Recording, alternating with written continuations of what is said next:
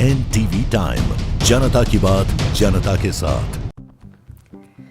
पर्यटन नगरी कही जाने वाली मांडू में वन विभाग और प्रशासन की कृपा से हो रहा लैंड जेहाद। एक ओर पेड़ लगाने की मुहिम तो दूसरी तरफ विभाग की नाक के नीचे हरे भरे पेड़ों को काट काट कर हड़प रहे जमीन। वन भूमि पर अवैध कब्जा, प्रशासनिक संरक्षण में कानून की खुलेआम धज्जियां।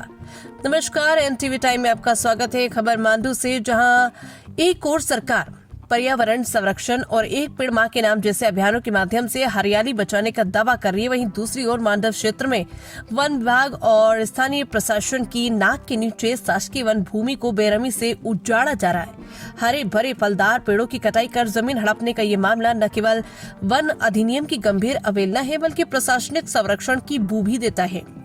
मांडू से सकल हिंदू समाज के द्वारा नायब तहसीलदार को ज्ञापन दिया गया। ज्ञापन में बताया गया कि मांडव क्षेत्र अंतर्गत कब्रिस्तान की भूमि के समीप स्थित भूमि सर्वे नंबर 392 और भूमि सर्वे नंबर 393 शासकीय आबादी भूमि तथा वन अधिकारियों के निवास के पीछे स्थित सर्वे नंबर 394 जंगल नाका, जो कि शासकीय वन भूमि के रूप में दर्ज है, पर कब्रिस्तान कमेटी मोहम्मदी मस्जिद इंतजामिया के सदर हबीब खान निवासी वार्ड क्रमांक 4 मांडव ने अवैध तरीके से शासकीय आबादी भूमि और वन विभाग की भूमि पर अतिक्रमण कर लिया है।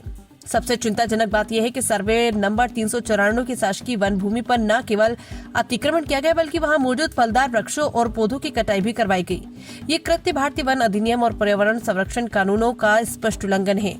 इस अवैध कटाई के वीडियो और फोटो साक्ष्य के रूप में उपलब्ध भी कराए गए हैं, जो पूरे मामले को और भी गंभीर बनाते हैं।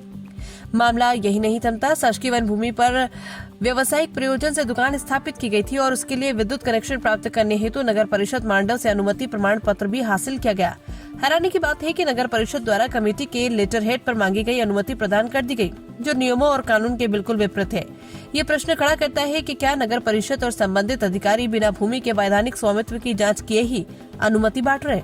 वन विभाग की भूमि भी संदेह के घेरे में है।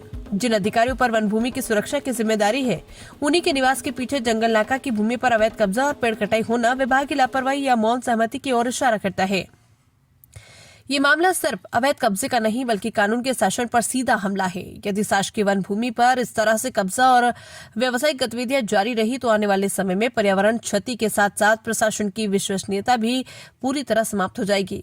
अब आवश्यकता है कि जिला प्रशासन, वन विभाग और राज्य शासन तत्काल संज्ञान ले, अवैध कब्जा हटवाए, दोषियों पर सख्त कानूनी कार्रवाई करे और अनुमति देने वाले अधिकारियों की भी जाँच की जाकर उचित कार्रवाई की जाना चाहिए।